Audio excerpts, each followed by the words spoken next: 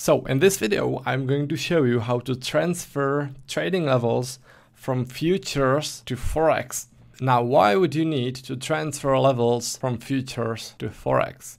The reason is pretty simple. If you want to trade intraday trades using the volume profile, then it is a bit more precise to create your levels on futures than on Forex.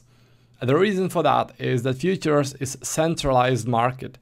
Everybody on the whole world sees the same volumes and sees the same price. Forex, on the other hand, is decentralized, which means that every data provider has a bit different volume and price data. So this means that, for example, two brokers can have a little bit different price or volumes. All right? This only applies on Forex. On futures, everybody on the whole world sees the same volumes and the same price action. So this is the reason why it's a bit more precise to create your intraday trading using futures and then transfer them to Forex and trade Forex. All right. I don't really think that this would be useful for swing trading because in swing trading, the difference is just too small to bother. All right. This just applies to intraday trading. So let me now show you how to transfer the levels from futures to Forex. On your screen, you can see two charts. The one on the left is futures for euro. The other one is the euro dollar. If you look at the price development, it's heavily correlated, almost 100% correlation. Both are 30-minute charts. As you can see, the charts look basically the same. I would say that they are like 99% identical. But if you look at the price values, those are not the same. Currently, the price on futures on the euro is at 1.1099, whereas on Forex is 1.1084, which is 15 pips apart. The price moves the same, but the price level is different. Reason for that is time value for the options on futures. So this is why you can't just take a trading level, let's say from 1.1122 and transfer it to Forex like that, because the level would be on a completely different price. So what you need to do instead is to create your level on futures and then to transfer it on Forex. So let's say that you found a trading level using the flexible volume indicator right here, where the volumes are the heaviest in this area. All right, so let's say that this is the level you created on futures, and now you want to transfer it to Forex chart, which you will trade with your broker. All right, let's say that you want to trade Forex because it's a bit cheaper, so you want to transfer the level. You want to transfer it to this chart. How I do it is I select the same area with the flexible volume profile, like this. You select the same area, and then you look for the heaviest volumes in here. So this is the area we are interested in, all right? This is the same area. You can tell if you look at the price action that this is the same area, all right? You can just tell by looking at it. So this level would be exactly in here. Let me draw a line there. This level is this level. This is how I do it. This is how I transfer the levels. You can also look for a sort of confirmation. If you look at the candles, you want to look, for example, where body opens, where the body closes. If you, for example, look at futures data, you can see that the level is below this candle's body, all right? Exactly below it. If you look at Forex, then it's a little bit above, but it's 0.3 pips, so there's not that big difference, all right? So this is sort of confirmation of the level that you transferred it right. You can also look for more confirmations. Let's have a look, for example, at this candle. The body of the candle touches the level like this. And if you look at the right side of the screen, where the Forex chart is, you can see the candle in here. It almost touches the level, so I would say that's alright. Okay, it's just like 0.3 or 0.4 pips. So that's pretty close, I would say. Alright, so that's how you transfer the levels. It's best to use the volume profile first, and then for sort of confirmation you can also look on the candles, just like I showed you.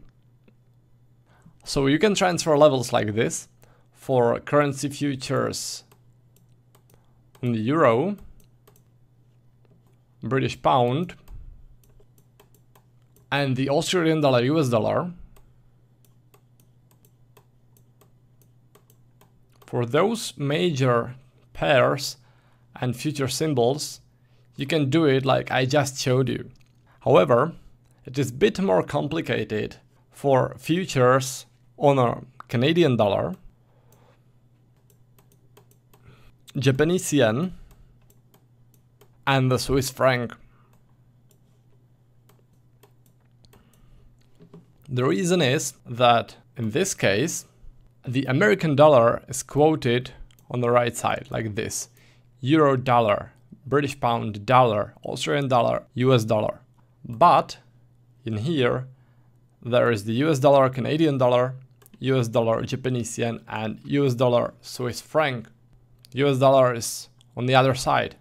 And for that reason, the charts for US dollar, Canadian dollar, US dollar, Japanese yen, and US dollar, Swiss franc are reversed from their futures counterparts.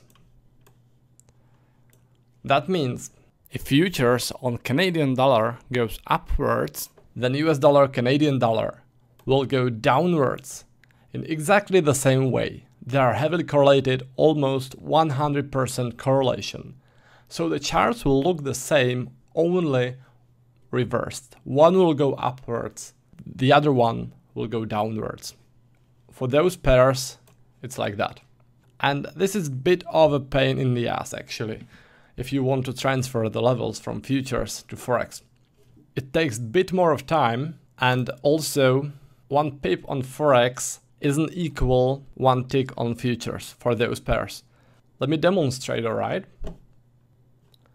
The left chart, this one, is a 30-minute chart of the futures on Canadian dollar. The right chart is US dollar, Canadian dollar, also a 30-minute chart. If you look at the charts, you can tell that they are reversed. They move in the same way, but reversed. You can see, for example, in here that there is a downtrend, in here there is an uptrend. There is a pin bar like this. Here is the same pin bar, only reversed.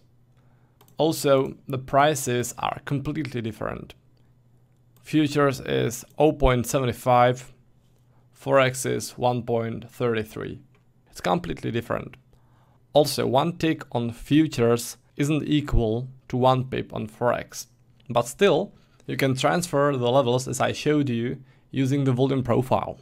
You use the volume profile tool as I showed you before. So let's say, for example, that you want to create a level in here where the volumes are the thickest from this rotation.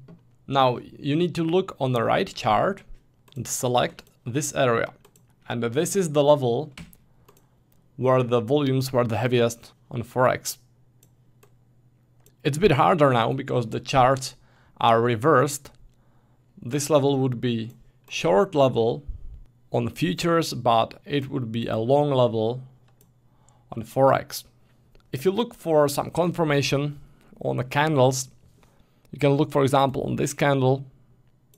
You can see that the line is almost at the bottom of this wick. Almost. In here, the line hits the high of this candle. So in this example, it is high of the candle. In this example, the line hits the low of the candle. Alright, this is the confirmation you're looking for. You only need to remember that it's reversed. At first, this will take you some time. Afterwards, it will become automatic process and it won't take that long. It's pretty easy actually if you do it every day, but it takes some time to get used to it, especially when the charts are reversed.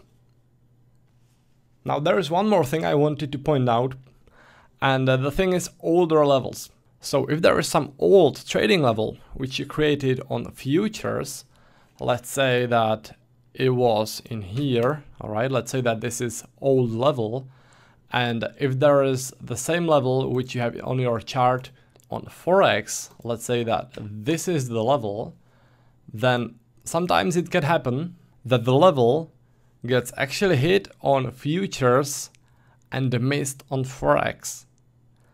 And if this is an older level, like 7 days or 10 days old or older, then you basically have one level which got hit in here and the same level which got missed.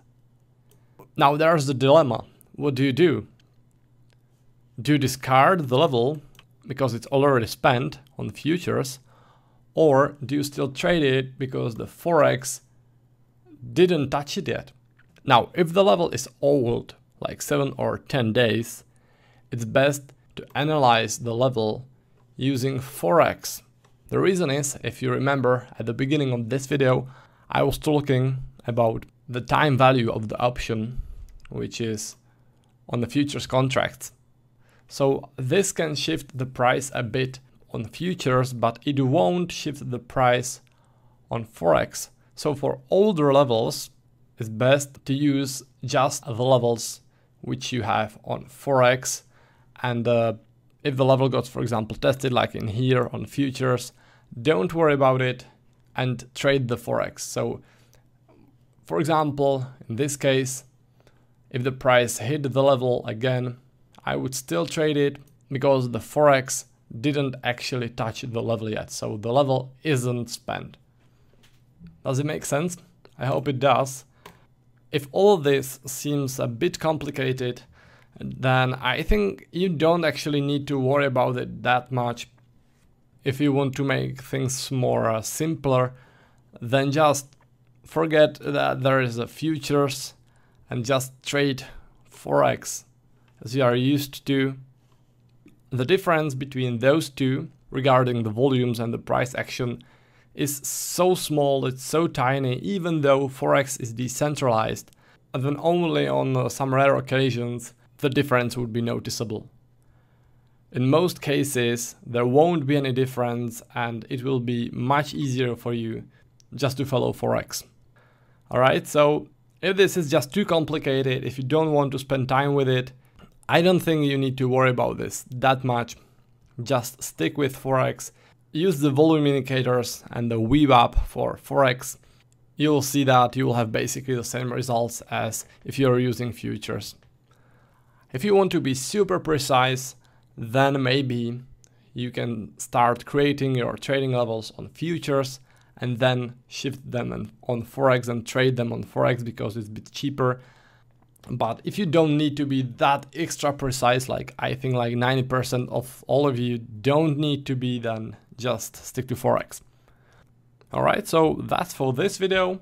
I hope you found it useful, and I'll see you in the next one.